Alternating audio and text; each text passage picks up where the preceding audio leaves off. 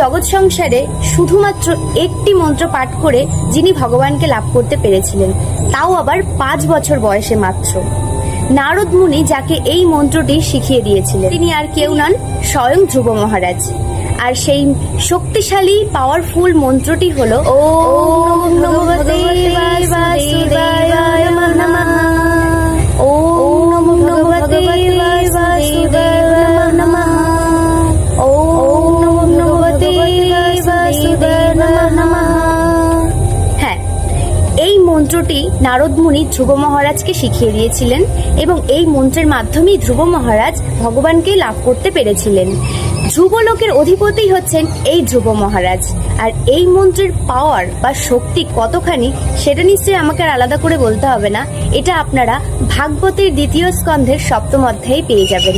হরে Krishna, Hari বল, Radhe Radhe.